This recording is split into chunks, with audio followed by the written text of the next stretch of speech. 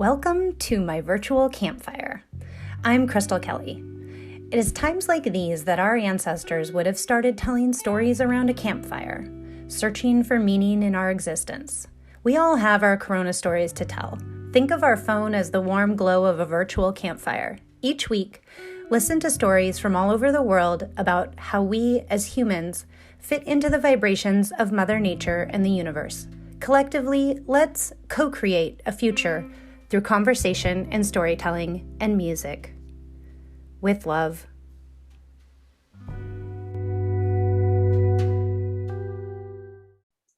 I think your role is a really it is a very dynamic role in everything that was going on and is going on. And so I want to hear from you. I have a couple questions, but I think it'll be more conversation. But I want to hear, and I don't think I've heard this, of exactly how you started, how you came into contact with Altai Fellowship, and how your role kind of manifested and created and became, I think what I consider your role is the head of the grounding crew, and worldwide grounding.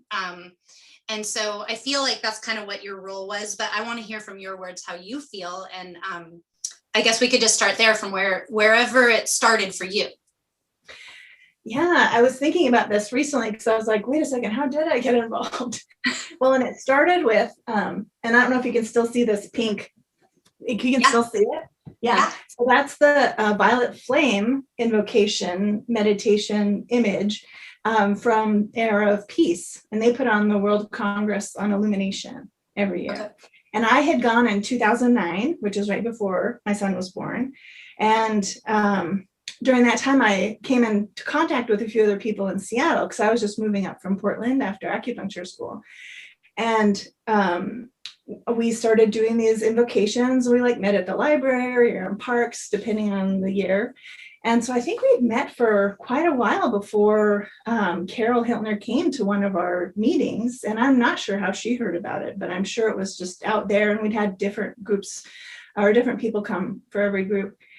And she was describing her trips to Altai and what the purpose of them was and what she was feeling for this upcoming trip, which was that she needed not just to have people with her and being in the mountains, but also people around the world receiving the energy that was released as this portal was open. And so she said, so if you know anyone who's interested, and my son was really small at that time, but I thought, oh, this is something I could do from home. And I was really called to participate in some way. So I volunteered basically. And so I'm trying to remember when that was. It seems like it might have been in the early spring, even late winter before, because it was a lot of the communication beforehand about, just so much preparation. Like I went with Carol, I had a whole group over to pack the food, like the sequence of that. Yeah, so that must have been spring of 2011. Is that right? Yeah. Yeah. So it would be because so it was well before you guys had left. Because I couldn't remember if I met you before or after, but now I'm remembering you were at that one event. And that was, I think, the first time that I met Maya as well. And I think that was kind of the first time I really met anyone other than Carol, who, Yeah. who I'd only met even one other time before. I didn't even know Carol that well. So yeah, I think you came with the group before I did. You were already involved once I kind of started getting involved. Yeah, that was the first time we all kind of physically engaged in the actual work. And I can still remember the smell of all the different kinds of foods and the laundry detergent and how it was double packed and all the conversation about what it was going to be like. And I just had this sense of this is what the campfire is going to feel like with all these people around it. But we're all packed into the small room, just, dosing out, portions of things. So, and I feel like that might have been one of the only times I saw most people before everyone left, and it was all email communication from that point on, and from before that too. But it was really, that moment was really important because it was the first the sense of what this group felt like. And then Daniel wasn't there because he was not in the country then, I think. But I remember Teresa, I don't think Patty was there, but it was just like this kind of core group that was the Seattle crew that was going. Yeah. So that's basically how I got involved. And then the task was to like connect with people who could ground this energy. And really the question was, well, like, what process are we asking them to use to ground the energy, and what's the purpose of it? And that's where Patricia Ann Davis came in. So she and I met, I think before that, because I had to work on basically building out her website so that she had a platform where we could direct people to learn about her, and then posted the her, not just the I went through it again. It's like there's the whole preparation of before you go into the meditation, and then there's the meditation, and then you get to the grounding part. So it's like these 3 phases, and practicing that in advance was really what was necessary for people to have it in hand so that they could, engage either on their own or with their own personal groups.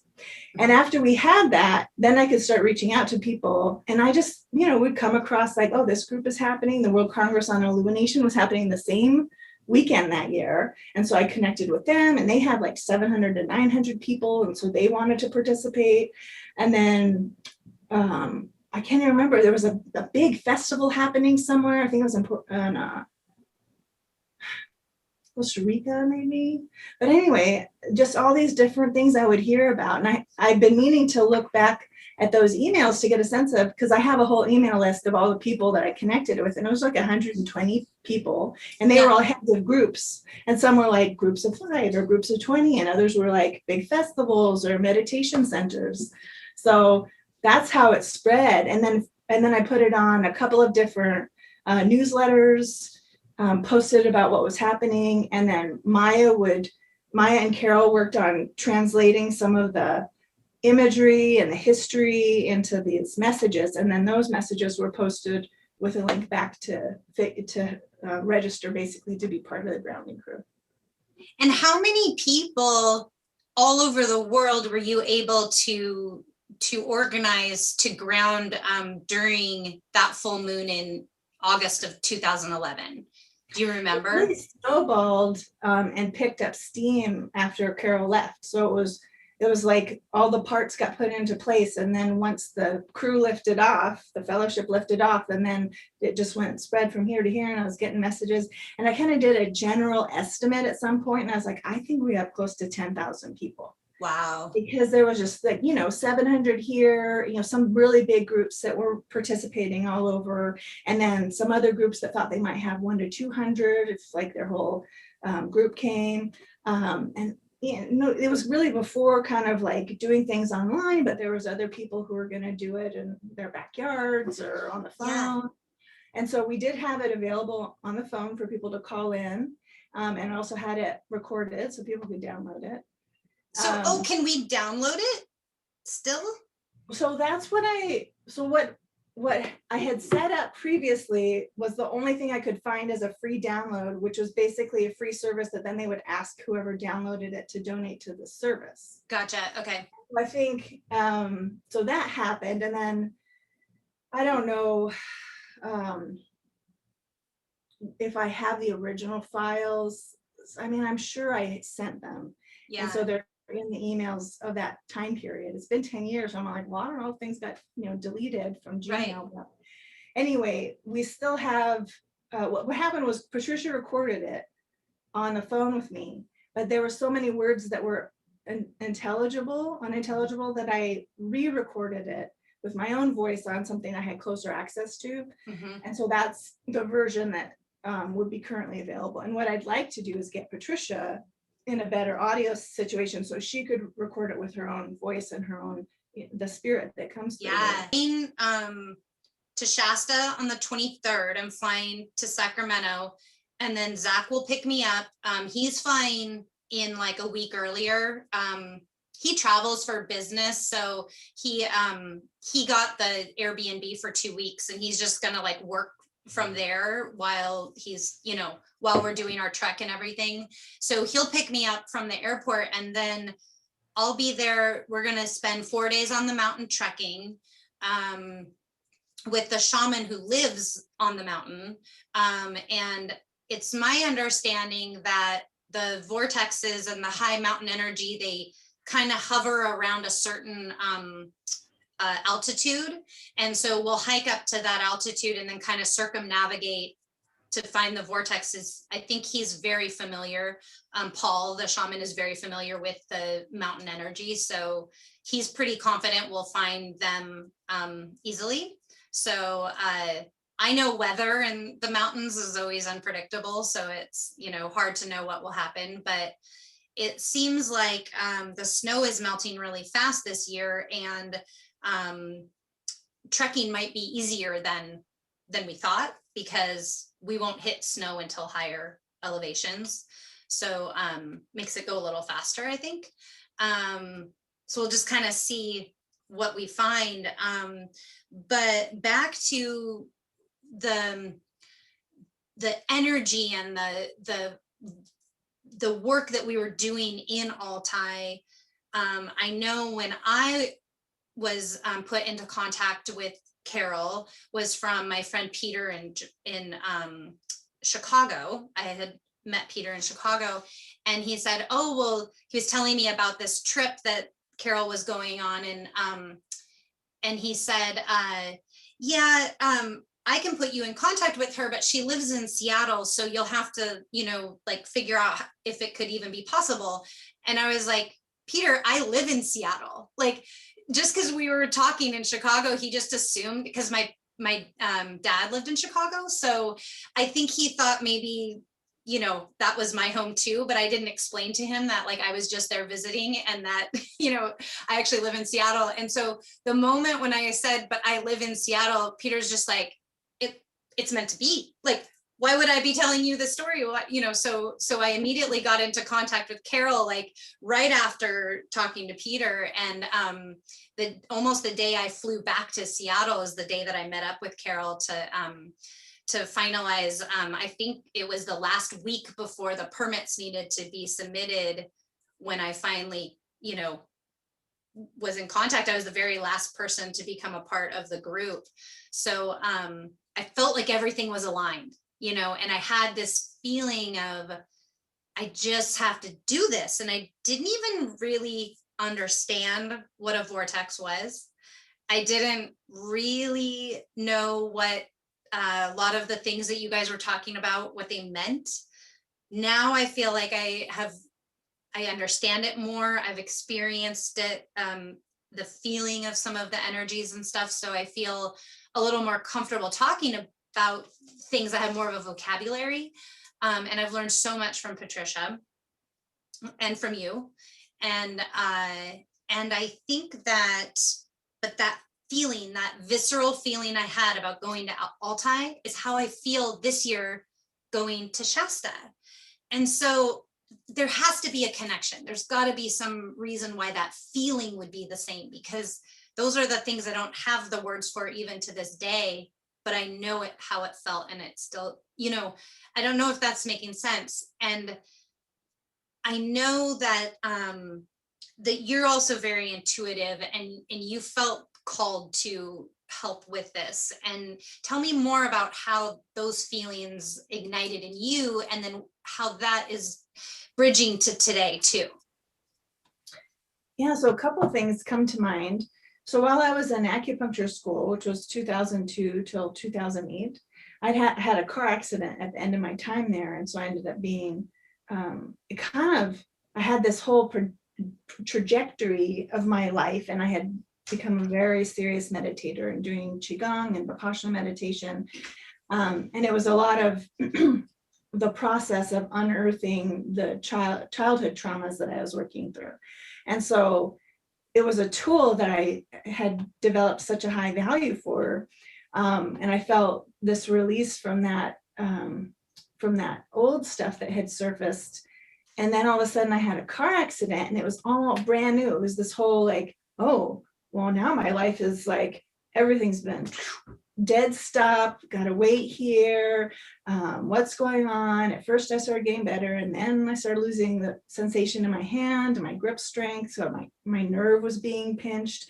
And it took almost a year and a half to really figure out what was going on and to go in and do a surgical repair. And during that whole period of time, I was like, well, I can't use my hand. You know, I've been an artist so long, and even acupuncture, like everything using my hand was painful. Even breathing, like, would just twist this where the nerve was pinched up in my shoulder. And so I ended up spending a huge part of my life just sitting in meditation, because it was the only place I felt like stable and safe. Because otherwise I'm like, well, what is life? Like, what is life without being able to do stuff and make stuff? And this just seems impossible. You know, plus the pain, and I had a head injury. And so it took some time for me to get my kind of mental faculties back. And I was on medication, a nerve blocker, to keep the pain at a level so I could be kind of functional.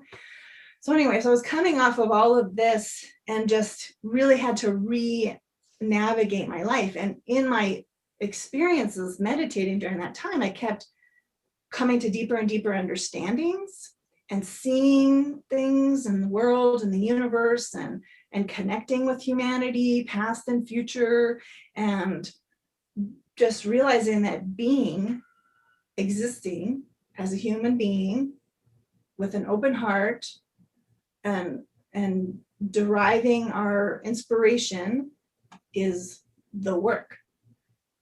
Like, and it took me a long time to come to this, like, well, I want to make art from this. I want to do something from this.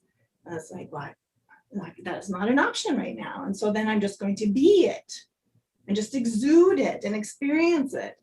And in doing that, slowly over time, I came to realize, like, oh, this being thing is really important. And the whole doing thing is highly overrated. And we need to realize that, like, as a society, because we're so infatuated with doing things and making things and changing things and affecting things, that in some ways we kind of keep disrupting the flow, the natural flow that comes out of just being. Mm-hmm. Because when you affect something but you're angry, then you create that ripple. Mm-hmm. But if you are being in peace and love and kindness, and then you're creating that ripple. Mm-hmm. So I spent a lot of time in that space, and it was really life-changing, because it had to be, you know, where I was like, just the universe, like, nope, just sit. Yeah. Well, sometimes you're not going to work. You're not going to get, finish your degree. You're just going to sit. Yeah. And so it was years of this process of really, like, inwarding that brought me into connection with my son's father, and the decision to move to Seattle and have a child. And I started that holistic healing center at Fremont with some other acupuncturists, and taught meditation there, and meditation at the University of Washington through the Experimental College. And so those things were ongoing when as I went to the World Congress on Illumination and came in touch with this other body of knowledge. Because when you're describing vocabulary, it's like you have the sense of something, you have the physical experience of something, and you can describe these sensations of how it makes you feel and maybe how it adjusts your thinking. But then what is it?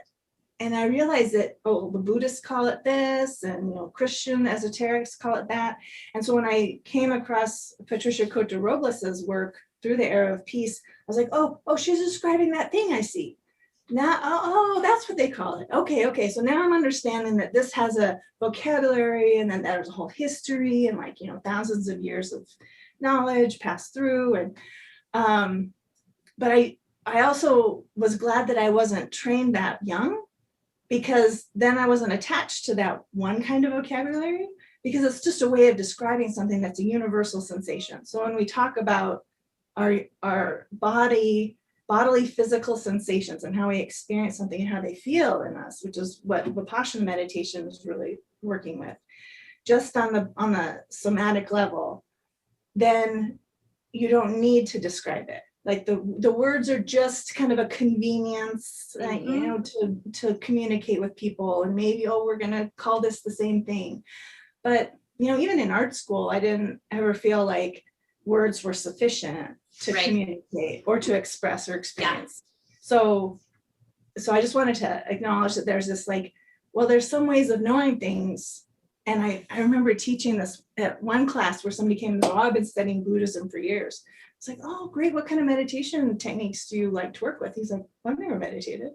Oh, I was like, oh, how interesting.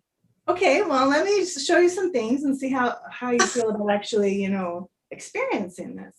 But it was revolutionary to me that someone could, you know, study something so mentally without having the direct experience of it. Yeah. That's like that, you know, the connection between the, and I think there's Native American prophecies, the condor and the eagle. So the eagle is the mind and the condor is the heart. And so it's like he was just using his mind, but not bridging the heart, you know, to sit in meditation. And it's such an American, I have to say, thing to do, to study these ancient teachings without actually trying to do them yourself, you know? And that's what I found so wonderful and comforting and enlivening about Chinese medicine, is because you talk about the king organ is the heart. The heart sets the tone for everything in the body. And more science finds that that's true. Yeah. And that there's as many, you know, neuroreceptors in our gut as there are in our brain. Yeah. So we have all these different ways of experiencing the world, but, you know, we just get so attached to this one way that we miss out on so many other inputs that are valuable, and not just inputs from like the natural word and affirmation of like the natural world is always affirming what is life affirming, but also checking our mental inclinations. So we have to check our mental inclinations because we have these mental training tricks that have been derived out of pathological thinking. And when you're listening to your gut, it will tell you when you're like, oh, that's not the right way of approach. That's not. And so that's why I really focus on working with children and raising a child, is wanting to really be in tune with that sensibility, because it's how we really navigate the world in a meaningful way, you know, in alignment with our gifts and our talents and our purpose. I think it's really important, because our bodies are and our minds are actually kind of a supercomputer, if you think about it. I mean, really, like the biofeedback that our body gives to our mind is instantaneous. It's, you know, very, very fast, and we don't have to. I know a lot of people overthink things, but we don't have to. I think a lot of, you know, if we're really in tune with our bodies and our minds and our hearts, I think that the answers can come quickly, and the knowing what's right or wrong is very clear. I know when I was going to Altai, a lot of my family and friends were like telling me I was crazy because I didn't really know any of you. And, you know, and now everyone's like a lifelong friend, you know, so it's, clearly it was just the beginning of that journey for me. But I never once felt like I was putting myself in danger. Even when I got separated from the group, I didn't have that like I know I had a moment of like, what am I gonna do being all alone in Siberia with, you know, no interpreter? But I kind of at the same time was just like, you know what? Luna said to go to her mom's house, and this bus driver is going to take me there. So I'm just going to go one step at a time, and I'll get to her house and I'll be safe there. And then I'll be able to decide what my next step is. And so I just kind of took my trip that, you know, one unexpected step at a time, the things, and some of the steps of the place that I tried to go in Moscow that I was supposed to change my ticket to get back home wasn't the right place. And so I had to trek all across, I can't even remember where, but anyway, there were a lot of things where I was kind of guided in like the wrong direction, but I never felt really scared, like not truly like gut wrenching, when you're, so I felt like I was still on the right path, even though it was so unexpected and not at all what I thought was going to happen. But I think that that's what life does. Sometimes it teaches you lessons that you didn't know you needed to learn, even, that didn't know it was. Yeah, and those lessons are always available. So when you're describing this process of like, well, I'm not sure what to do next, like that's how I spent the years where I couldn't use my hands and I wasn't sure what to do. It's like, well, I'm okay right now. But when I started thinking about the future, I'd be like, oh, I'm like, well, I'm okay right now. I'm just gonna sit here and be still and wait for the next thing. And this stillness and waiting for the next right thing is the process of coming into alignment with the next right thing. Mm-hmm. And that's what's really important in working with our spirit, is to be in the right frame of mind and the right, in alignment with our heart, and in and available to receive, mm-hmm. this guidance that's always there. And I just want to keep stressing that it's always there. Yeah. And that's what Patricia Ann Davis always says. Like, it's not like, the conscious of humanity is just all of a sudden awakening. It's like, it's always been there. It's just that we're connecting to it with our mind and our mental faculties, but it's always been there. It's always been there. Like, we've never not been a part of the universe. We've never not been a part of the earth. We just weren't aware of it. Like, it's like we're, and I think I really believe that those lessons happen for each person in a different way, and I think that now, 10 years later, I'm seeing it happening on a larger scale. I think when I became a part of the group, I think the one thing that really struck me was I always had wanted to be in broadcast journalism because I thought it made a difference. I thought that the messages were true. I thought, that's why I had chosen that path. And then when working in live broadcast news, I didn't feel like the messages were necessarily always from a good place. I thought that they were very fear-driven and over exaggerated, maybe in some cases, on things that weren't really that important details, but the focus was just kind of a little askew. And being even a part of that production team that put those messages out there, I didn't feel like I had any way to do my part. And so I left that environment, and I got kind of down on what I thought was a good way to deliver positive messages. And so when I heard about what Peter was doing and wanting to do a documentary that was about these energy workers who I thought were doing like a really positive thing for humanity and for the planet, I felt like it was a big deal and it was a very powerful thing to do. And so I think that's why I felt like I was of service. I was like, oh, I finally get to use my skills that I learned to like do this thing, and this is positive, and so then being there and getting separated from the group, I thought, wow, wait, how am I supposed to document this group when I'm like over here and they're over there? Like, I can't do it. But then I realized, like, well, maybe I'm not just documenting the group. Maybe I am a part of the group. Maybe all of this is supposed to be the way it is. And maybe these stories are supposed to be told in a different way, like it. So it's really interesting how these things have evolved, with what our mission was. And I know a lot of us feel like we started something in Siberia, and I really feel like there was a lot of energy around it and it did something. I think there's more to do. Can you explain that a little more? Like, I love your background and what I know what it means, but if you could explain some of these things that that I know you have way better vocabulary for than I do.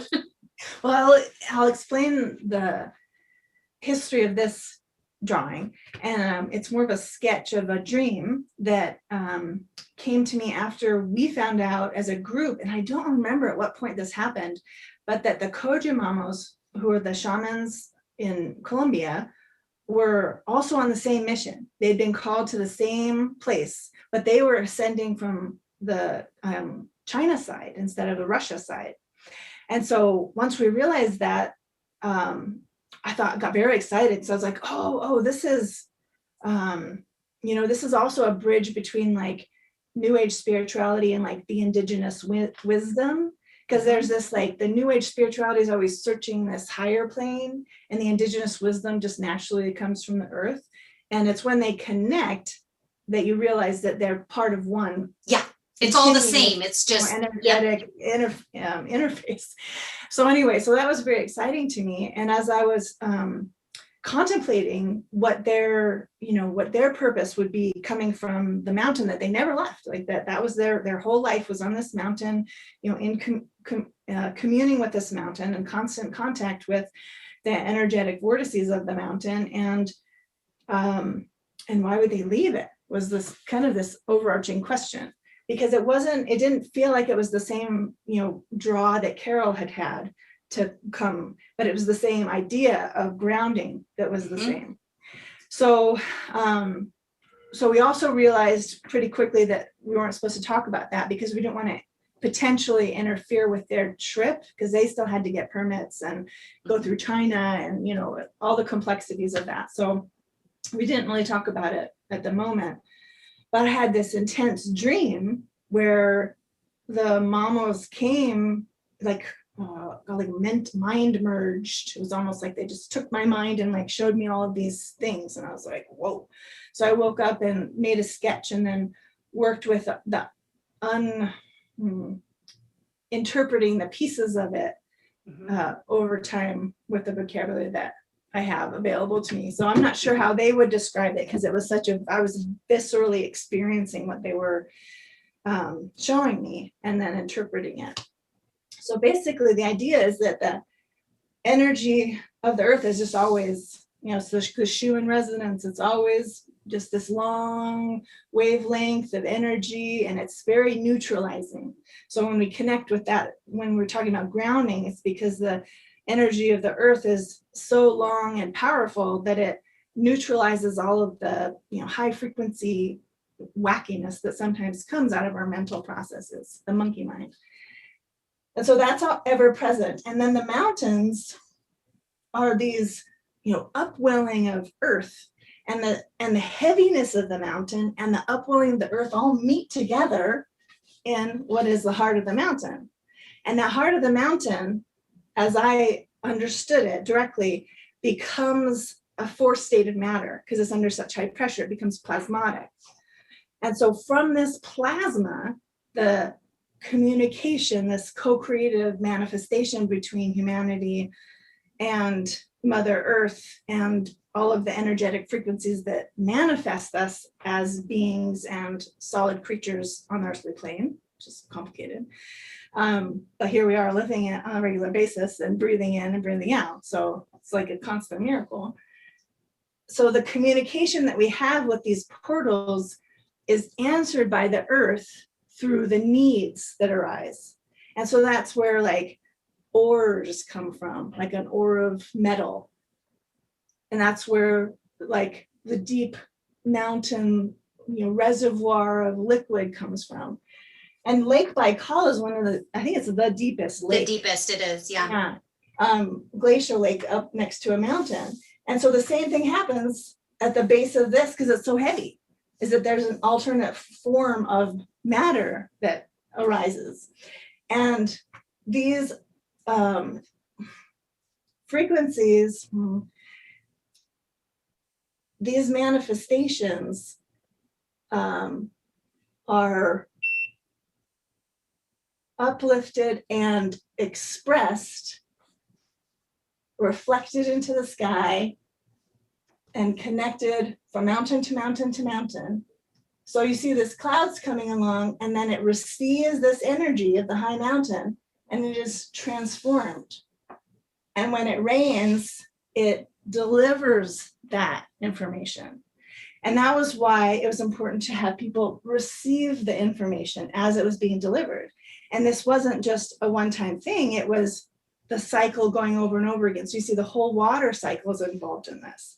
Yeah. And then that energy comes off the mountain, goes into a lake, and then goes back into the ocean. And so this explains to me, at least illustrates to me, why water is so essential and water is life. I mean, in a lot of ways, water is the transmitter of these energies. It's the conduit that is holding these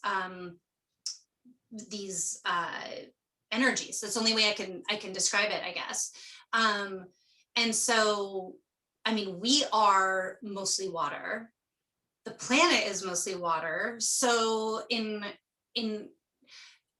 mean, I'm having this realization right now as I'm talking to you, even though I find water is life. I mean, my trek in Shasta is dedicated to clean water. You know, I've found that water is my calling. You know, it's ironic my name is Crystal because a crystal is a form of water, you know, so it's to me it's all kind of making sense. But seeing your drawing, and I know I've seen your drawing many times from past years, but I've never connected it so much to water as right now. And that is, you just kind of blew my mind, honestly. Let me blow it a little bit more, because Okay. water is the external manifestation, but on the inside of the mountain, silicon becomes liquid. Mm-hmm. And so this like rivers and capillaries and arteries are also occurring on the inside of the mountain. Mm-hmm. Through that same, the pressure, because the heat and the pressure allow this to happen. So it's really like how different phases of matter come in and out of existence, and how they interact with one another. And when things, you know, water is so powerful because it moves so easily. Mm-hmm. It's like metal, when flexible. You heat it, moves like water. Yeah. And so then you have this understanding of how things can be moved. And when our energy is high, and when the heat is high and the pressure is high, when we're totally stressed out and we're like in the middle of a different country, or we don't know what we're going to do in life, that pressure gets so high that it enables that movement of like the psychic water to, or I don't like that term very well. It enables us to access these internal wells of energy. In Chinese medicine, we talk about the Jing, is what we're born with, but it's also something that we can melt and bring forward in our life. And it's, we draw from this source of Jing as we exist in our life, and we can lengthen it through things like meditation, where we're allowing that energy of the earth and the universe to kind of replenish us at all times. Mm-hmm. So we're really designed, and one of the things I always say in teaching meditation is like, our bodies are designed to be in this like rest and replenishment mode 90% of the time. We're really supposed to be like running from bears or something for short bursts. Right, so, that's like fight or flight, just exactly. Real quick. And we're like reversed in our society. So we're like constantly just like taking, you know, all this energy internally and externally, because we're like in this freak out mode of like trying to solve something. Whereas we've been forced this year to be internal and to allow that stillness to penetrate in a way that, how could it have ever happened on a global scale, but through a pandemic that kept us all in our homes? It's a miracle. It is a miracle. It is. I agree. I think this is a very unique time in humanity's history. I feel like being a part of the Altai Trek, I felt like I wanted to be a part of this global network of people. And really it comes down to, they're almost always indigenous people, at least that I've connected with, that are in this realm of thought, or artists, or energy workers of some sort, shaman, all these different types of people seem to have that like ticket to the collective consciousness, like where we're like you almost no words are even needed. You just, when you come into contact with somebody, you just already know, oh yeah, they get it, kind of, in a way. I think that there's technology paired with the ancient teachings, like learning from the indigenous people, but also still using the technology that our monkey minds maybe have created. I think there's a bridge between those worlds. And I think that's where this like kind of globalization during this pandemic, because there's been other pandemics in Earth's history, but never so much where we have technology to connect ourselves with people clear across the planet when we can't leave home. So it is a very unique time. And I think a time we should be embracing and saying, hey, how can we go forward in a much more positive way? Like what are the ways that we can do these things that are more compassionate and more kind to each other and to the planet? I think ultimately the planet needs the most amount of love right now. And we all need it, but yes, it's to remind ourselves that there's this ever-present opportunity to reconnect with one another and with this sense of what humanity is supposed to be, like what we are in our natural state of being when we're at peace and loving and kind. And if we think of that as the norm of what we're supposed to be, and then all the things that get in the way of that are things that we perpetuate through our own kind of mental deficiencies. Like you create distractions all the time. I was fascinated. Yeah. I'm not saying, like, I had participated in it too. It's just like, yeah. I could spend all day like, watching goofy things on YouTube. Just right. Like, oh, how did that, like, sometimes it brings me into that lighthearted place. And sometimes it's just, procrastination.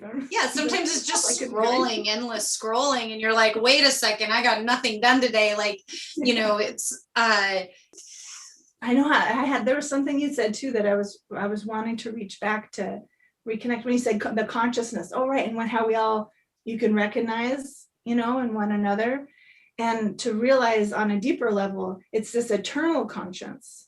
It's not something that comes and goes as a fiction of our imagination. It's this eternal, ever-present beingness of our united sensibility and purpose of being human. Yeah. So we have these gifts, and that we are intended to activate them, but to do so from the place of peace and love and kindness. Yeah. That's what I was going, like what you just said reminded me of what I was thinking. And that was my own experience with meditation really changed my life as well. Let's see, this would be 2000 and around 2007, 2008, I got a brain and spinal cord infection, and it hospitalized me, and I had, it was a mystery of why I got it.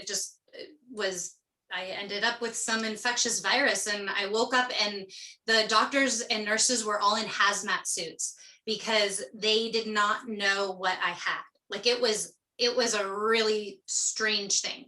So I found myself as, I was a busy mom. I had 2 young kids and I owned a business, and I was going constantly. And I think for me, it was a huge wake up call to get that virus. I think it knocked me off my feet for a reason. I think I was going too much. I wasn't paying enough attention to my kids, but basically my recovery from this, I did have some brain damage and balance issues and different things. And so someone had told me about meditation and how you can heal your own mind.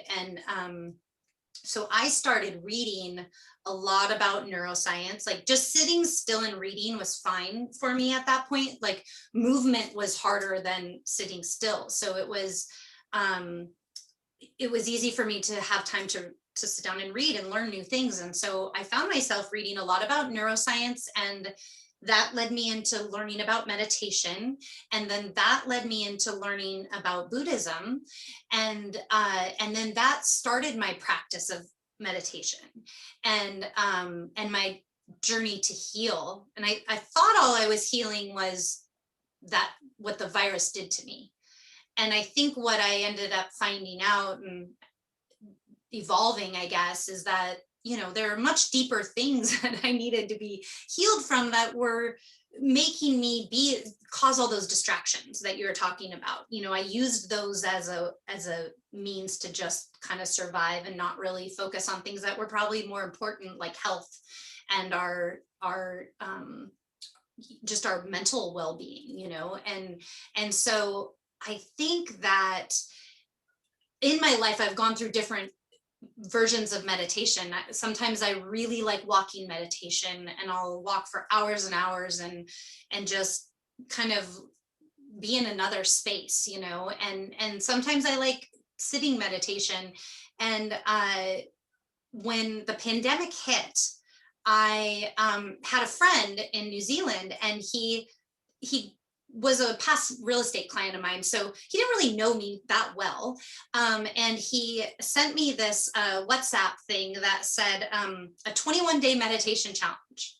And I was like, oh, I'm going to do that. Like, because I had kind of gotten out of the practice a little bit, just like definitely I wasn't meditating daily in March of 2020 when everything happened.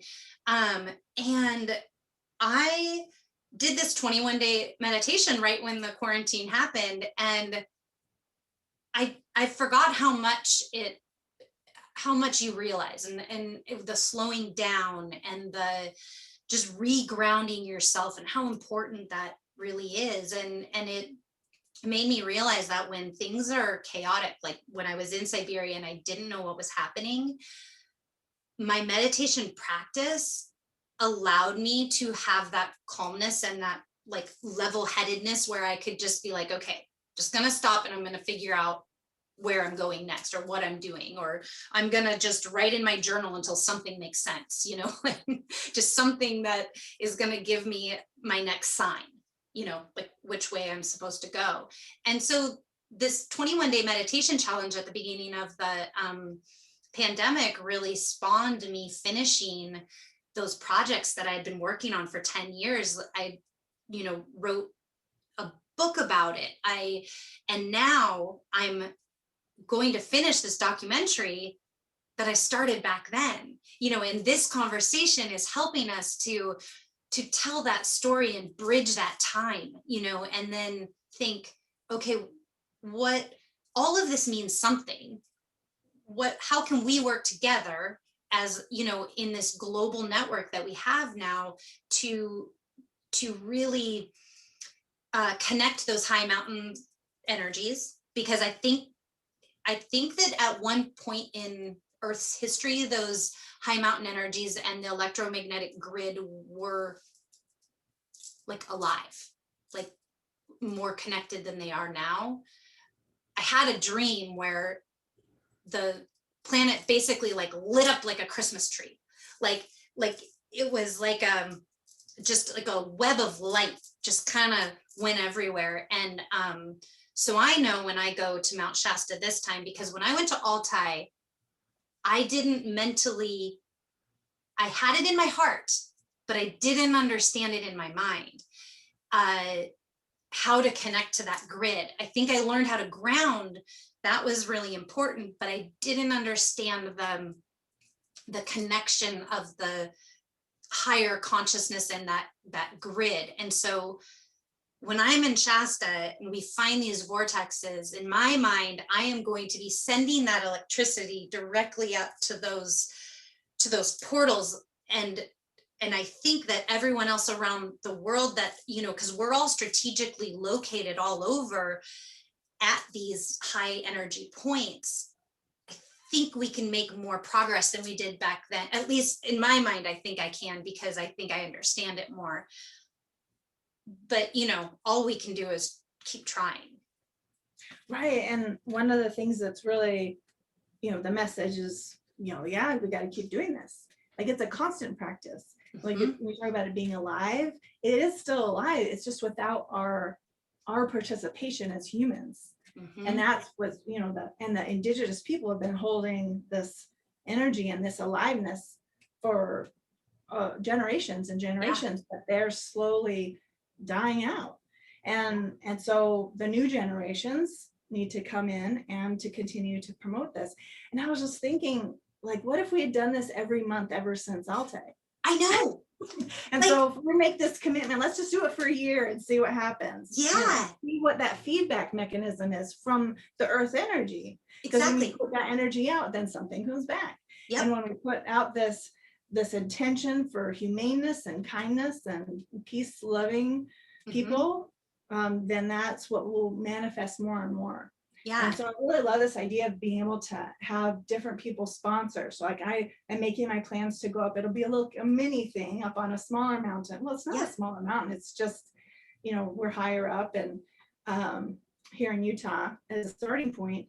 But to, you know, then I'll do like the one in June, and then somebody else will pick up the one for July, and then we'll just keep doing it. And even when we get to the winter, then there's people in the Southern Hemisphere who can do it. And we'll just, you know, support each other from wherever we are and reaffirm in our own lives. You know, it's a personal affirmation, it's a, you know, community affirmation, and it's a collective affirmation all around the world that we know now more than ever what we need. I think it's that you mentioned like it's a smaller mountain, but I don't think that I don't necessarily even, I think some of these energy places aren't always even in a mountain. A lot of times, I mean, I think a lot of them are, but there's one in particular that they say the vortex just opened up. I've known of this little mountain. So in Seattle, we have Mount Rainier in the south, and it's huge, 14,000 feet plus, you know, and I grew up in the town at the base of that mountain, and kind of like a high level plateau. And in our town, there's one little mountain, it's called Mount Peak. And if you look in a certain direction at Mount Rainier and you see Mount Peak, it looks like a little version of Mount Rainier. So it's like the mini me of it. And if you hike up Mount Peak, which is a very popular, just locals hike, I don't think even people in Washington know about this place very much.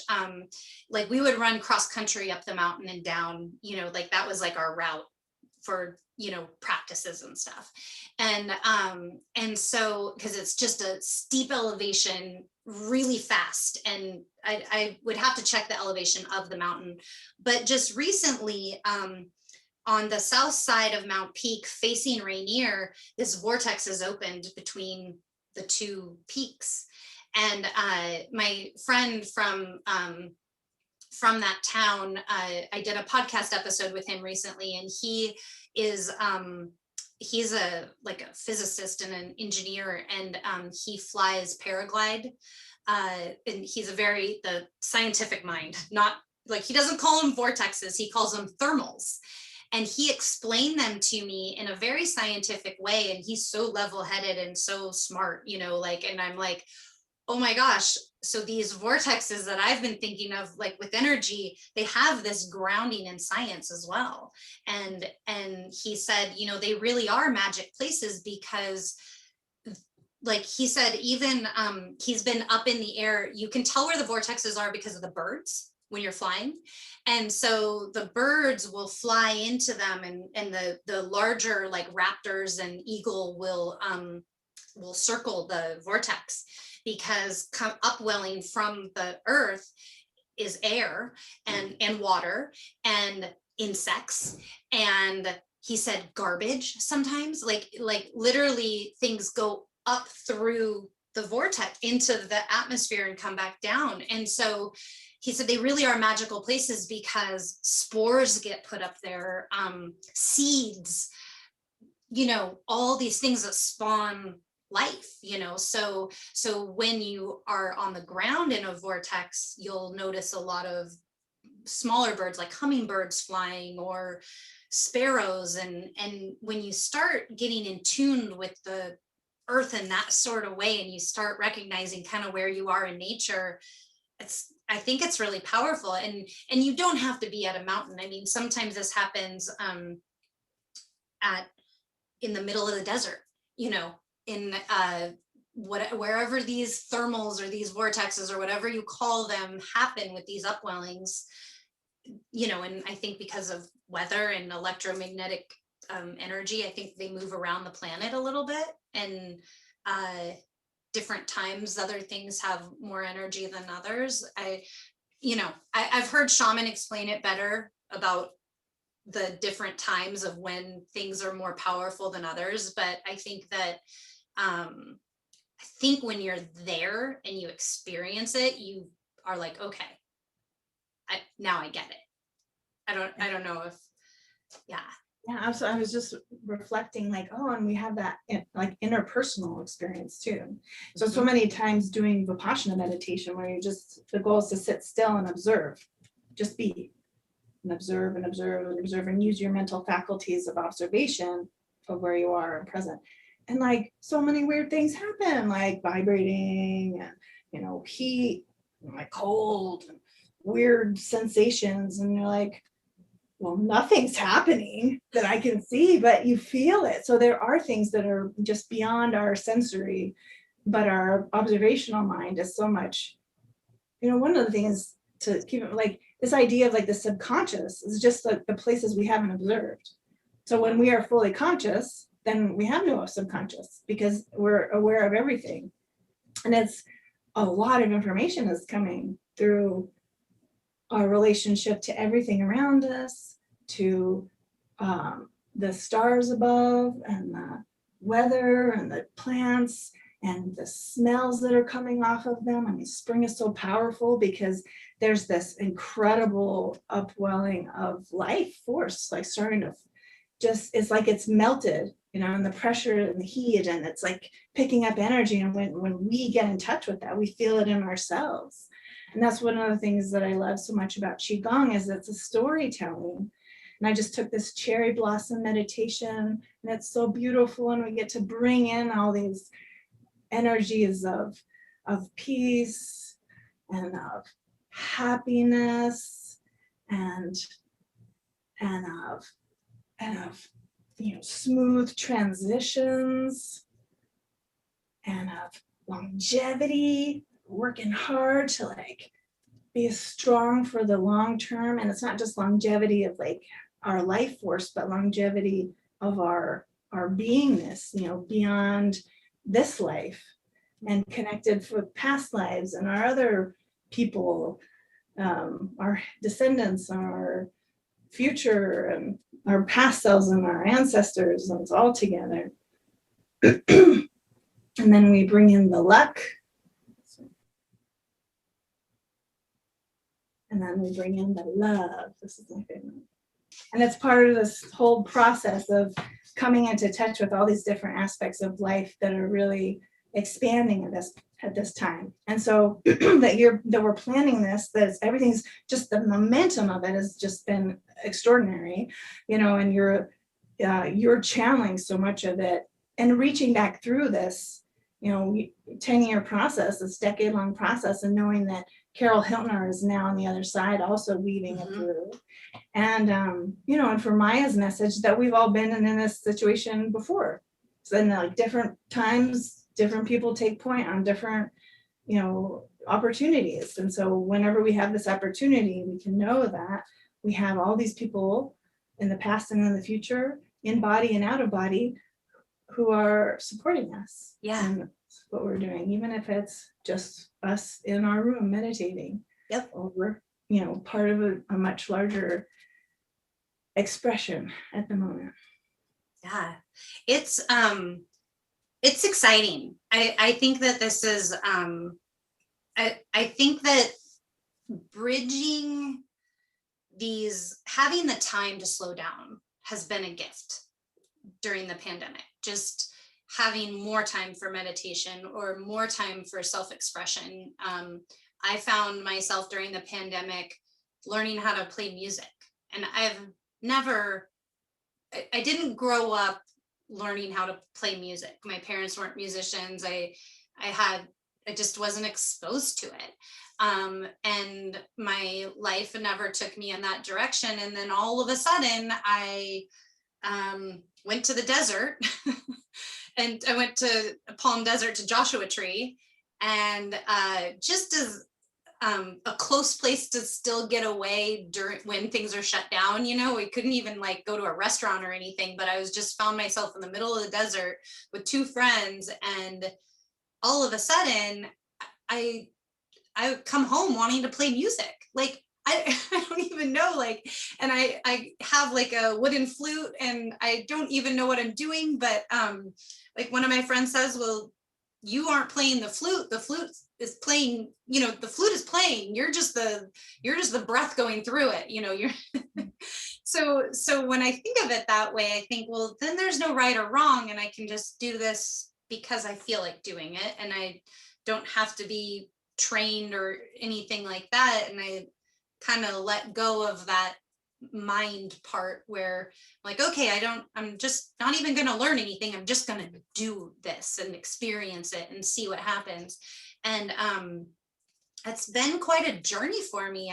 I find that I just want to play very calming music, like things you'd listen to when you're meditating. So in my mind, I think that must be my happy place. Because if I want to play music that sounds like calming, then that really must be where I feel the most, I don't know, electric, which seems weird because you're sitting still, but there's still something to it. Like it's sort of, yeah. So music has kind of been this newfound thing that I have that is exciting for me to, see where, I'm going to go to those vortexes on Mount Shasta, and I'm going to have my flute with me, and and I'm going to have my singing bowl with me, and Zach's bringing his, it's actually mine, but he's more of the drummer, but he's going to have my drum, and we're just going to play music on the mountain. Awesome. And it's almost like you're joining the music that already exists in the mountain. Yes. Yeah. You get to be a participant in the music. Yeah, because you're right. Because I don't know what the music will sound like. I actually I don't, but I know how it will feel. Yeah. And I'm excited, and I want to document this process much better this time than when I went to Altai before. But we're getting our cameras ready and our, like recording instruments ready. And I'm very excited to document that process of what comes out, it might sound awful. I don't know. I have no idea. I think it can only sound in harmony with what is there. Yeah. Or in confluence. What's the word? Coherence. When that coherence comes. Mm-hmm. And I think about how music tells a story. Mm-hmm. and how important stories are. And that's one of the things I meant to say at some point listening to your story is I was like, we've all been through different like apocalypses, and so many of them have been personal. Yep. A car accident, or the death of someone, or something that really is jarring. Yeah. Or a disease, or illness process. And so we all learn through that process about how to come back into ourselves. And if we remember it, and this is something that Patricia Davis had said about how we have to remember the lesson that we learned, because it's so easy to then go off and back into our old habits. Mm-hmm. Or get caught up in something it's else. True, because I find myself over the last 10 years like slipping into working too much again, or and then I haven't meditated in like a week or 2 weeks or something, like, how did this time go by? How did I lose touch? And so yeah, like, I think that's where the ceremonial process comes in. With most Indigenous people, they have these ceremonies, and I think it's to that, like, hey, remember, like, let's remember to be mindful, I guess. Yeah, I'd like to hear how Patricia describes it, but I keep thinking of like that, the coherence that occurs naturally when you're in just in proximity. You could all be doing something else, but just this, it happens on like a electromagnetic level from heart to heart. And I remember meditating in the Vipassana hall once, and first the meditation, I was going deeper and deeper, and I was still learning this technique, and all of a sudden I could hear my heart, and it was so loud. And I like opened my eyes and I looked around. I was like, is anybody else here? Hear that? No? Okay. And I was just like, all of a sudden came into awareness of this beating in my heart. And that kept being a touchstone, during my meditative process of when I reached that level of awareness, then all of a sudden I would like engage with like my heart and my breath, and I could feel it pumping, and observe it like cells moving through my body. And then a little bit later, all of a sudden one day, I heard it, I felt it, I knew we all 80, 100 of people took a breath at the same time. Wow. And it was just for this moment, this one breath that we all came in to sync from all of our different various thinkingness. All of a sudden, one breath. And just, I'm getting chills just remembering the power of that experience of knowing, which is one of the things I loved about the technology being available for us to share Patricia's meditation, so that we were all doing the same meditation at the same time or in similar times, but being able to come into coherence together with the same words and intention behind it. Yeah. There's a power in that that's really important. And I think music has the same power and potency, and it's beyond words. So it's this, connecting with the physiology of expression in a different way. Yeah. Because, we've all heard music and gotten goosebumps, that's kind of like, oh, that's such a cool feeling, So I think I remember when I was studying communication at the University of Washington, I remember there was this study that was done that said every 7 minutes in a group setting, there's a lull. Like, it's the 7-minute lull. And if you've ever been to a party or anything where there's, a lot of people talking or ambient sound, every so often there's this lull. And I remember thinking, when I learned of that, and then I would be somewhere, and I was in college, so I'd be at a party or something, and all of a sudden it'd get quiet, and I'd be like, oh, that's the 7-minute lull, and I was noticing it. And when I think back to that and what you just said, I feel like that's people just naturally syncing together.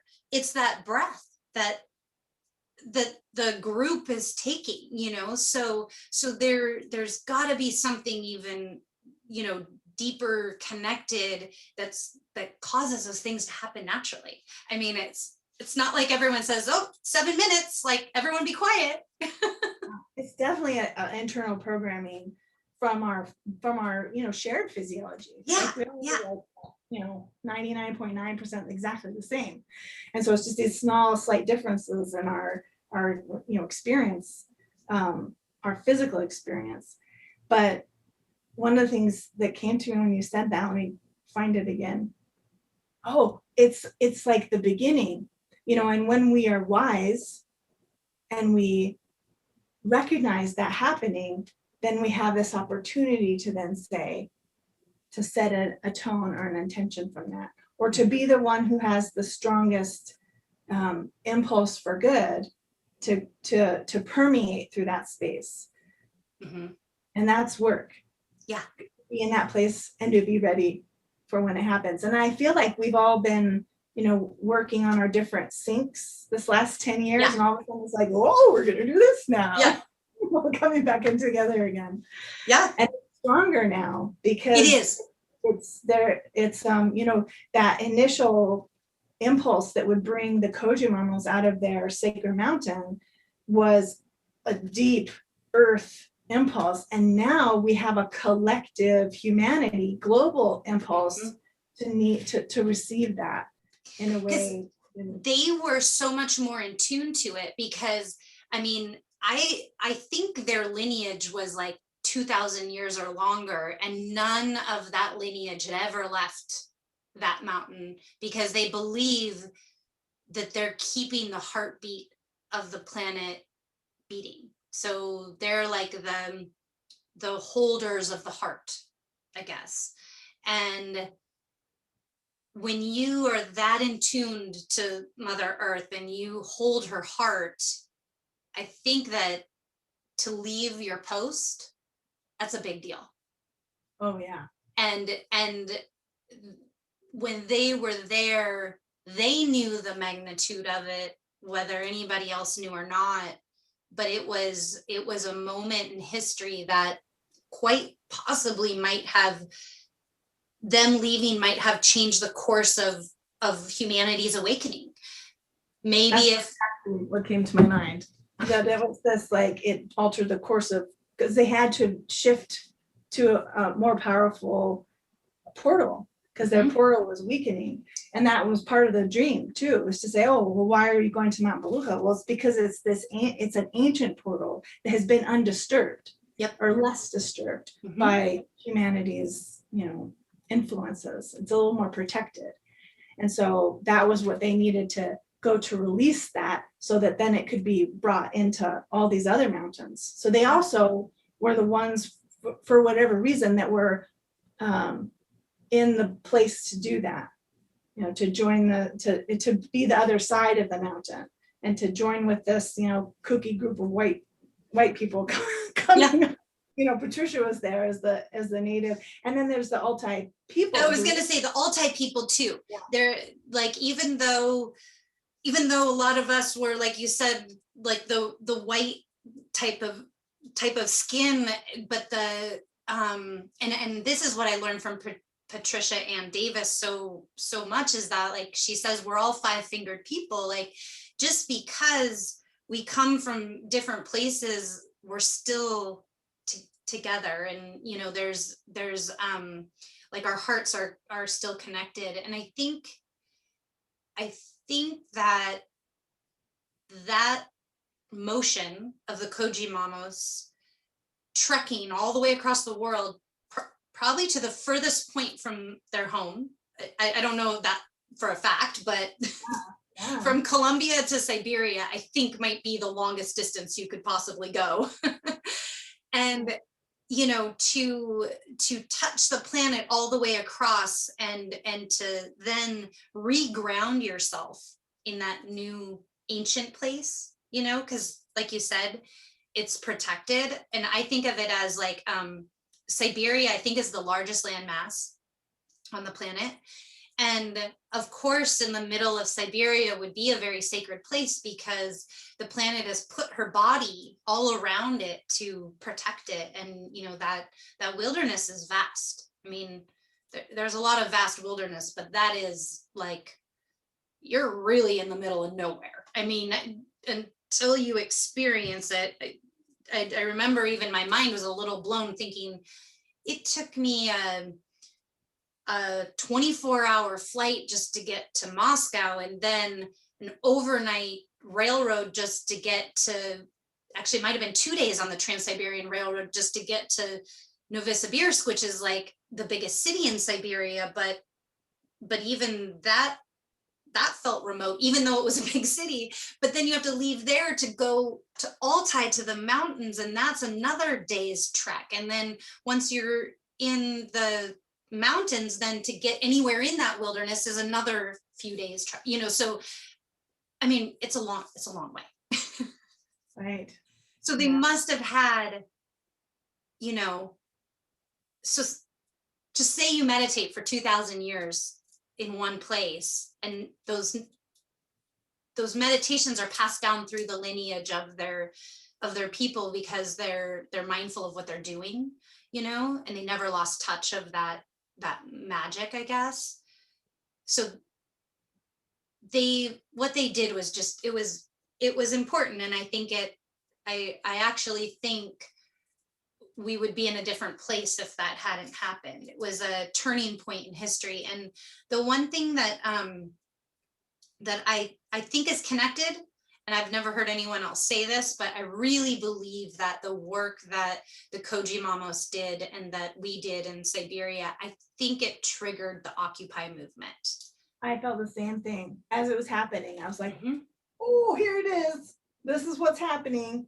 This is what's happening. And it was like this upwelling and upwelling. I thought it was the most amazing thing to see. And then it like went internal.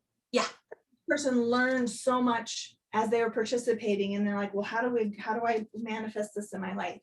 And we've had this 10 years of people exploring opportunities and options that weren't ever heard of before, or weren't exactly socially. And people re-engaging their telepathic awareness, their psychic awarenesses. I think Maya talks about remote viewing. I know I never even heard of such a thing 10 years ago, and she learned it 30 years ago, so all of these people that have been real fringe, like kind of out there, it's all, they were just pulling us to get everybody. I feel like, it'll take a while. It's still going to take longer, but I think it's happening faster and faster.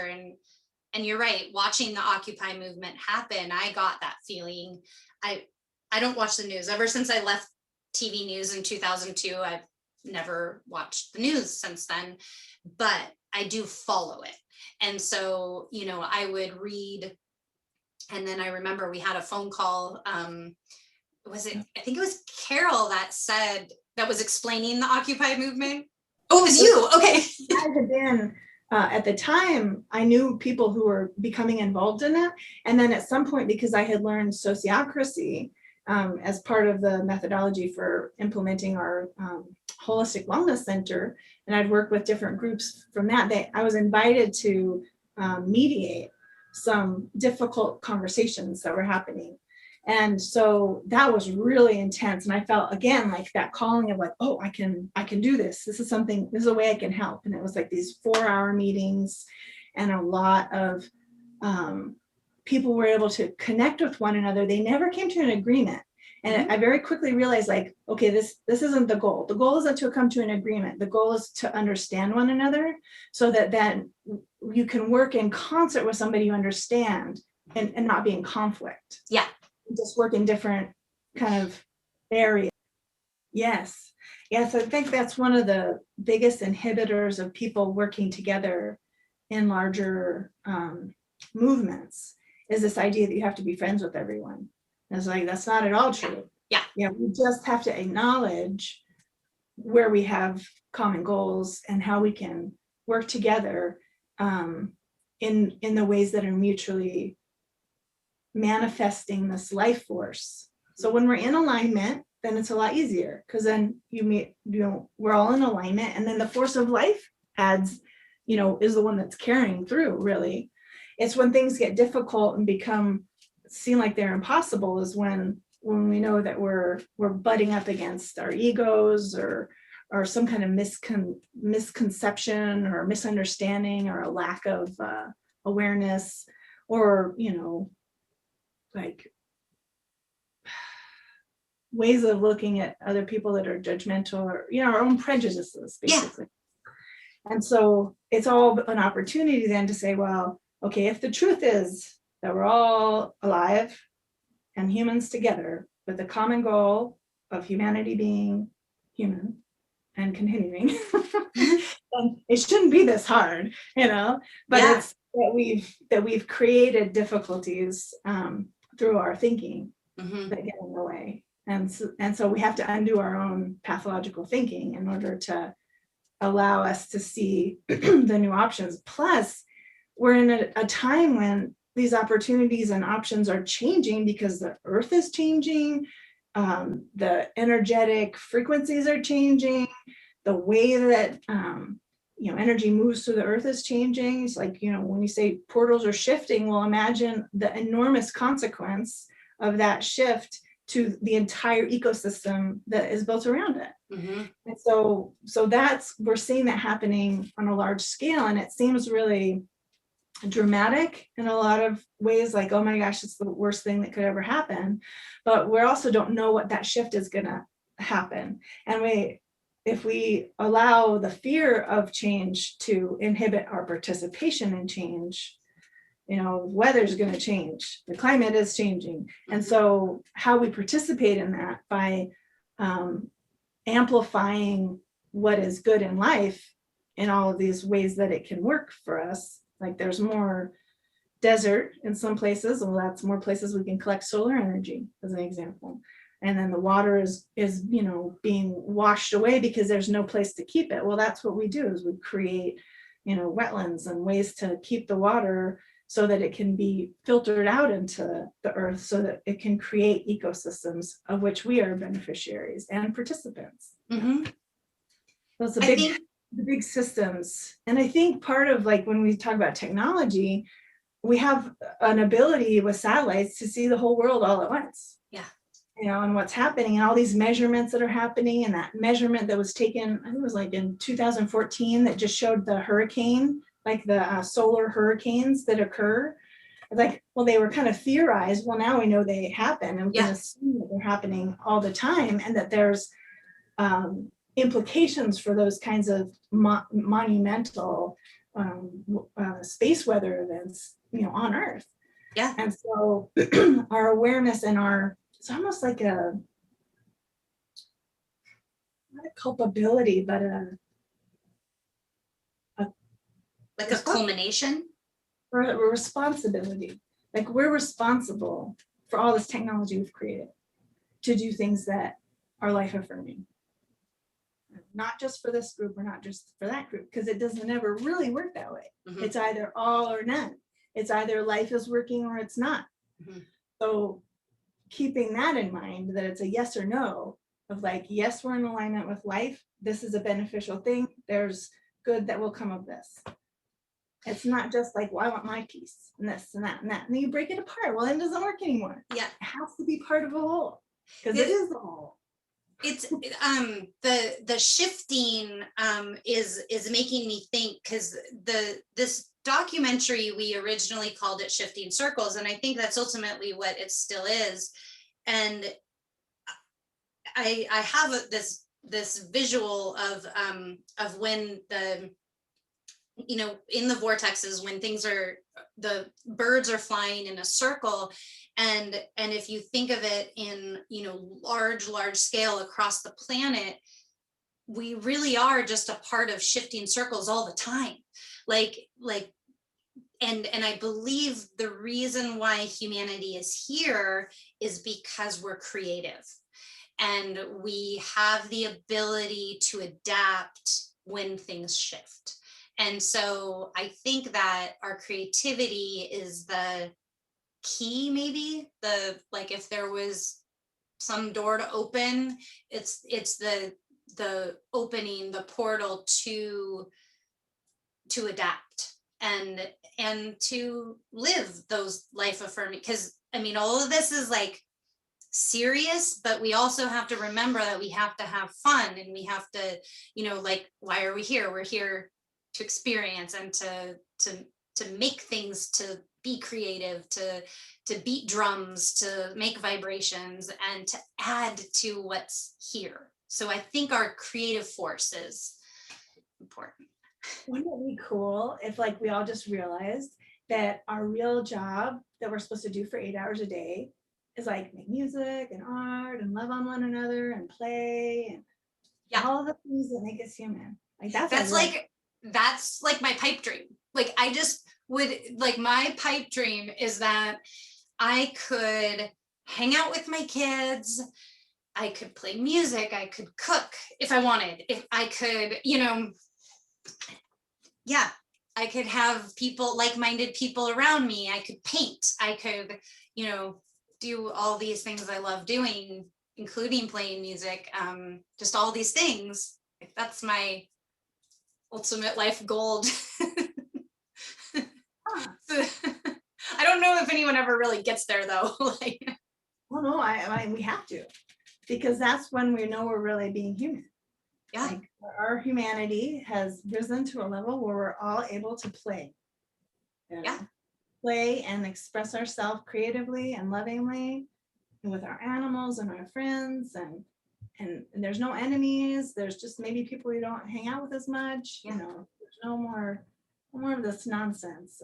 So Karah, there's a rainbow, and I don't know if it's on my screen. Do you see it on your paper? If you turn around and look. It's these crystals, and there's like 10, 12 different colors, and so they scatter at this time of day all throughout the room. It's really cool. So I'm seeing them jiggle all over. Yeah. And I love it there. It's really cool. At this time, and take a little nap and just look at the crystals around and read or meditate, hang out with the cats. Cats are the best meditators. Yeah, they really are. What if we were all cats? Like, we wouldn't need to work so hard. Sleep 20 hours a day, get up and eat every once in a while. Yeah, that's really. I used to say my cat, Mr. Haverly, owned my house, because he did. I mean, it was his house, and he slept in the middle of the couch in the middle of the day. Didn't care if anybody sat down. He was there. He was the king on his throne, so yeah, cats are, I think cats are spiritual beings for sure. Absolutely. They're dreaming the universe. Our universe has to have dreamers to hold it together. Yep. So like cats and hibernating bears, and when we're asleep, it's like the dream time is its own other place that has to be maintained. It does. And during this pandemic, I've been sleeping more. Like I like, and noticeably, I used to be kind of a night owl, and I find that by 10 o'clock, I'm sleeping probably 2 to 3 hours more than I historically have. And I think that a lot of me kind of plugging back in, it's like, it's kind of unplugging, but it's me kind of tuning back into those energies that I felt in Altai. When I sleep more, I wake up and I feel like I have clear, like things came to me in the night, and then I'm like, oh, I need to do this, I need to do that, and maybe if I talk to Maya, and then she'll have something, or talk to, you know what I mean? Like, I think that all of this will kind of make sense, but like, it's like my mind is constantly thinking of it while I'm sleeping, but I've needed more sleep. So I've just been giving it to myself and allowing it to, to happen. It's important, especially in the winter. Now with the Zoom and these other ways of communicating, and doing webinars online and stuff, like, she can reach so many more people. So there's a lot of that shifting, that's the kind of repositioning and recognizing the opportunities to use the technology creatively, and to let go of old expectations. Mm-hmm. That maybe we don't need to write, a book. Maybe we just need to do a podcast. Yeah. Like, there's so many different ways of getting the message out there. And I think that was what Carol Hiltner's, main focus always was like this message, of trying to get the message out there, and so that more people can benefit from receiving it. Mm-hmm. And just like in different languages, people can hear things differently. Also with different, voices and experiences, it's more easy to connect with people that resonate with more quickly. But then you start resonating and say, oh, well, and that person I never would have thought also meditates, or also does this kind of, woo-woo thing. So it's exciting to be a part of a phase of humanity where it's almost like the feedback of all that we've put out into the world is so deafening, that we need to be quiet so that we can hear what's really important. And that's essentially what we've manifested for ourselves. Here. Up against with trying to deliver all these messages is that there's so much information, and like you and I have just talked for like a couple hours, hour and a half, and how like I'm like the filter. Do you know what I mean? Like I have to figure out how are we delivering this message in a box. It's not really a box, but do you know what I'm saying? Like how is this happening? And so I'm hoping that this conversation and then all these other conversations that I've been kind of gathering can somehow tell this really beautiful story and inspiring people to make changes and to tap into all these things. So do you remember What the Bleep? The movie What the Bleep? What the Bleep No. doing? Oh, you have to look it up. It's amazing. It's called What the Bleep? Uh-huh. Okay. Yeah, What the Bleep. And it's all these funny characters. And it came out when I was in acupuncture school in Portland, and I went to see one of the first screenings of it. And I was like, whoa, this is like mind blowing. But what ended up happening is it became kind of an indie favorite. I mean, it went around and around and around the world. But it was a movie that you could watch in like 90 minutes. But then as it progressed, then they started putting like all the interviews as like secondary material. Yeah. So then people go, oh, I want to know more about what that person said. And then they could go, hear the whole interview. That's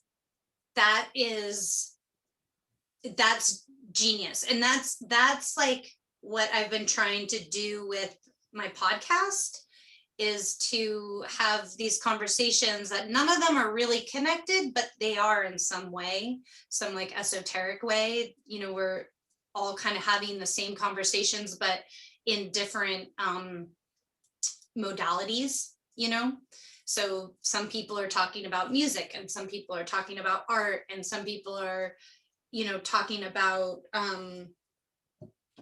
sound, or, just Fibonacci sequences, like all these different ways, but the conversations ultimately are about how are we all connecting, so I think you're right.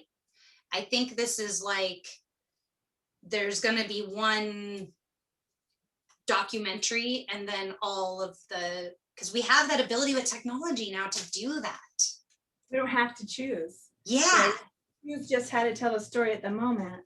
Yeah. You can do it in like your 30-second version, your 5-minute version, and your 90-minute version. Yep. And then people want the full experience, and then you can like do the next set of editings, or like how do you distill what was said in this conversation and that conversation. Yeah. It's that big. Like it's I could see like the network of how, the more you talk about this, what occurred, even just with these 10 people, and maybe like when we connect with the grounding group and all the people, like what happened with them, these 10,000 people around the world that participated, and like, we haven't been in was there 10 of us that went? I couldn't remember how many there was. I don't know why that stuck in my mind, but I think so. I have to, maybe it was 12. I think it was 12. Okay. I had 12 in my mind, but I didn't know if the Koji Mamos were like, because it was a group from, all over the world, and we kind of all showed up at different days and different, so it was like a ever evolving kind of thing. So I wasn't sure how many of us were really there. And in to what degree? Like we're all participants at a certain, on that energetic level. And even just now, revitalizing it and like remembering that meditation and re-preparing myself to do it again is what I basically realized I needed to do in this new context, because I'm in, I've kind of, done the basics of reconnecting myself to, being in the Salt Lake Valley, but to do it in this way, I'm really excited because I feel like it'll ground me even deeper into this experience I've been having the last few years, which I always felt like was like on a continuum of other places that I'll go next, or whatever. But then reaching back to Seattle and knowing that the group is there also activating it. So it's already happening. Yeah. Because it's always been happening. Yeah. It was just that we weren't like in it. Yeah. Like pulling our awareness into it. Yep. Yeah. And then it kind of takes off and then we go in a different direction. It's awesome. I'm really so grateful that you're that the energy is working its way through you in this way, because it's a blessing for everybody. It's exciting. I mean, I feel like I get excited with every conversation I have to, like just talking to you today, I've had a couple of realizations about the connection of water, about, because my motto is I go where the day takes me. And so sometimes the days take me in really weird places and then other days it's more just kind of reflecting on where days have taken me. And so I've just had a lot of reflection time lately, and it is kind of a gift. And so just all of this, I feel like I would not be using my highest use if I didn't continue on trying to spread these energies. I feel like it's what I'm supposed to be doing. So I'm just going to keep doing it as long as the days are taking me. All right. Well, let me know how I can help anytime. Yeah. It's I think the hesitance of like getting the word out is all in the natural order too. Oh, yeah. So I feel like it's like once everything comes in, like you're going to meet directly with Amy and Maya, and that's going to, get something realigned so that then the space will be stronger. And then I love this intention of like, let's just build it every month for a year and see. And just see. I'll make that commitment to just be participating on that level once a month and see what else happens, and be in touch with each other about how it moves through our lives and how we're feeling about it. Yeah. It's how community, I think, like real community at its best. We're working on that level. I think so. I think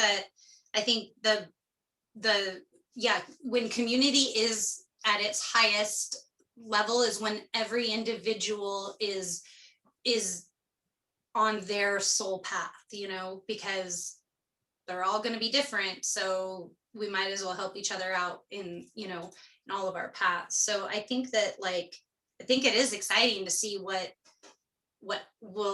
2022 is going to bring. I think it might be really neat. I also think that May 5th this year, I think maybe you read this on Patricia Cota Robles. I get their names mixed up, but 2021 is a 5-year, and then May 5th is the 5th day of the 5th month of a 5-year. So it's actually, I guess, the first time it's been the 555 portal is opening to the 5th dimension. And I think that May is a very powerful month this year. And I think that there's going to be where we are at the beginning of May and where we are at the end of May are going to be two different places. I'm really excited about it because I feel like I feel like I'm just going to fly. I have to tell you this image I had when you were talking about how we're all in the soul purpose. And I had this image of us all connected with like rubber bands, and how like the purpose shifts and changes because it's a mutable experience. But when we're all connected, like it generates all of this stretchy energy. And then like at the end of it, you're going to take all the stretch and go, Yeah, and just go like, woo. throw like the bungee cord pulling back, Totally. for the flight. That's totally how I feel. I feel like, yeah, I really do feel it. Like, I feel like I'm just going to just be, and at the very end of this month, of May, I will be in Tulum at the site of the meteor that killed the dinosaurs. Whoa, so you're going from Shasta till Tulum? Yeah. Oh, that's going to be amazing. I'm going directly. Too, because I was imagining you flying. I was like, well, I hope you have a place to land. Yeah. But you already have it. I do. I'm literally going to be landing there, and my intention is to go there and to make a meditation album. So I'm bringing the music from Shasta, all of that, and then I will go to the Tulum Sound Temple, which is, there's like literally an indentation in the earth, and that's what I'm gonna do, and that's where I feel like I'm gonna fly. Yeah, like that's awesome. Yeah, that's really exciting. I feel like they should sponsor one of the winter ones, because it's on the other side of the equator, right? Yeah.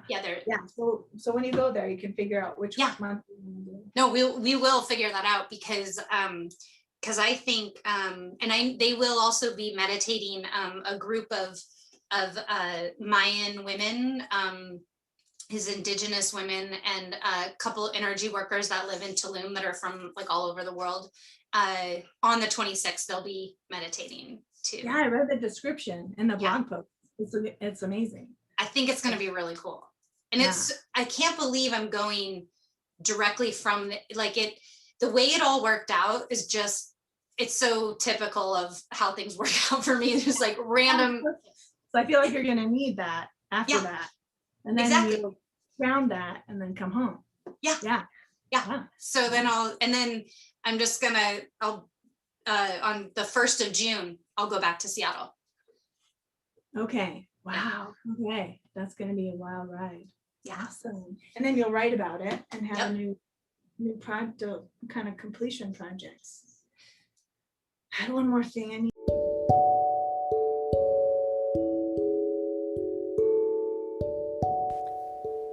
Thank you for listening to my virtual campfire. I'm humbled and grateful, and with heartfelt thanks, thank you for listening all the way to the end. I hope that it caused a vibration or a thought or sparked something inside of you to make a positive change.